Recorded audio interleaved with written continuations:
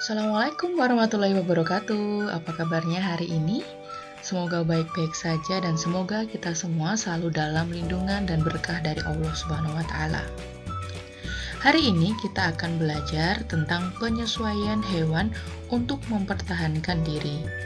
Dengan video pembelajaran ini, semoga ilmu kalian bertambah dan semoga apa-apa yang kalian belum mengerti bisa kalian mengerti. Hal-hal yang sekiranya penting silakan dicatat di buku catatan untuk mempermudah proses pembelajaran kalian di rumah. Selamat menyaksikan.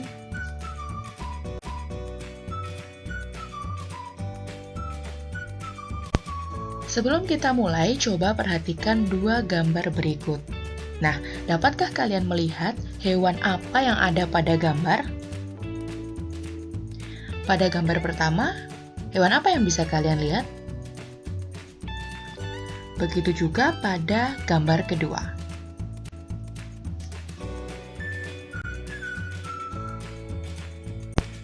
Beberapa hewan melakukan penyesuaian diri di lingkungan.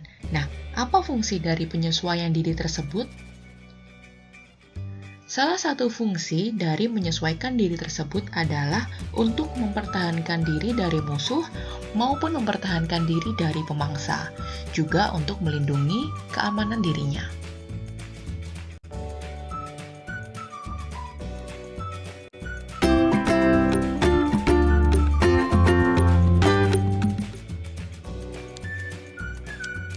Pernah nggak teman-teman melihat seekor cicak yang tidak memiliki ekor? Kita pasti bertanya-tanya, kenapa bisa terjadi? Apakah dia cacat semenjak lahir? Ataukah luka akibat berkelahi ya?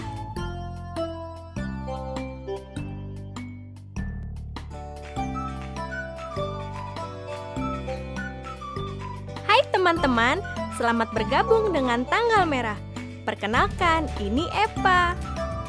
Epa akan menemani kita untuk cari tahu apa sih yang terjadi dengan cicak dan ekornya? Ketika cicak merasa terancam oleh pemangsa, maka ia akan berusaha untuk melarikan diri. Dan jika itu tidak berhasil, cicak akan memutuskan ekor dari tubuhnya untuk mengelabui pemangsa, agar cicak bisa menyelamatkan diri. Cicak menjadikan ekornya sebagai umpan, agar perhatian pemangsa tidak tertuju ke badannya. Dalam bahasa ilmiah, hal ini dinamakan autotomi. Autotomi berarti kemampuan memotong bagian tubuh sendiri. Autotomi berasal dari dua kata, yaitu auto yang berarti diri sendiri dan tomi yang artinya potong atau memotong jadi. Ekor cicak terdiri dari susunan ruas sendi tulang yang bersambungan. Ruas-ruas itu direkatkan oleh sejenis zat lekat otot, urat syaraf, dan kulit. Nah, itulah sebabnya tulang belakang cicak di persendian antara pinggul dan ekornya tidak terlalu kuat, sehingga mudah putus. Saat cicak merasa terdesak, akan mengakibatkan stres yang menyebabkan kontraksi antar otot di tulang belakang, sehingga ekor pun terputus. Namun jangan khawatir teman-teman, luka tersebut akan sembuh dan membaik. Perlahan-lahan akan membentuk ekor yang baru seiring berjalannya waktu. Nah teman-teman, sampai jumpa lagi di Cari Tahu berikutnya. Dadah!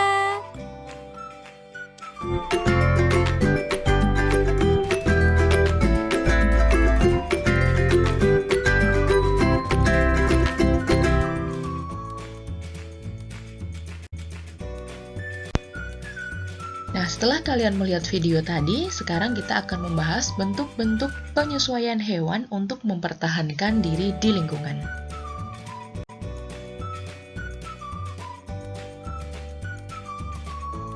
Bentuk penyesuaian diri yang pertama adalah kamuflase.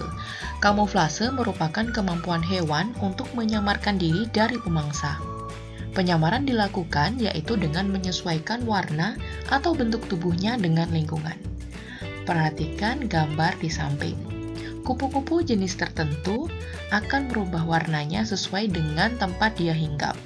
Sebagai contoh, ketika dia hinggap di batang daun yang berwarna hijau, maka dia akan berubah warna tubuhnya menjadi hijau.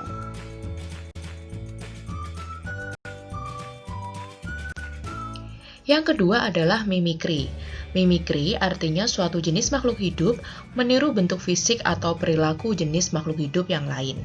Nah, perbedaan hewan yang melakukan mimikri dengan yang melakukan kamuflase adalah hewan yang melakukan mimikri tidak menyembunyikan diri dari pemangsa, tetapi terlihat lebih buas sehingga membuat pemangsa menjauh.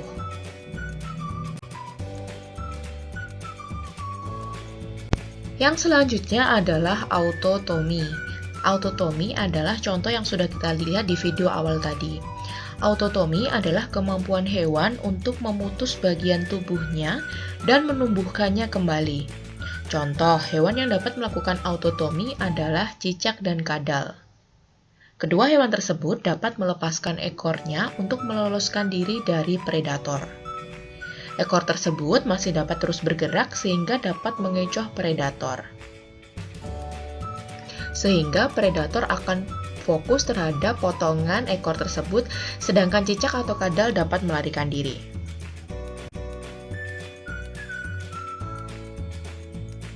Yang keempat adalah kelenjar bau.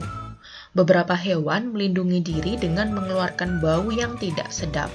Nah, dapatkah kamu menyebutkan contoh hewan-hewan yang mengeluarkan bau tidak sedap saat hidup mereka terancam? Mengeluarkan bisa dan sengat. Nah, sebagian besar ular mempertahankan diri dengan mengeluarkan bisa. Ternyata tidak hanya hewan ular yang bisa mengeluarkan bisa, tetapi hewan lain yang berbisa adalah kalajengking dan lipan. Ada pula hewan yang melindungi diri dengan menyengat, seperti anemon, ubur-ubur, dan belut listrik. Ketika sedang terancam, ternyata hewan juga bisa berakting loh. Contohnya seperti hewan kumbang badak berikut. Ketika dia merasa terancam atau ketika ada predator mendekat, maka dia akan diam dan pura-pura tidak bergerak sehingga hewan predator mengira kalau hewan tersebut sudah mati. Adakah hewan yang lain yang berpura-pura mati untuk menyelamatkan diri?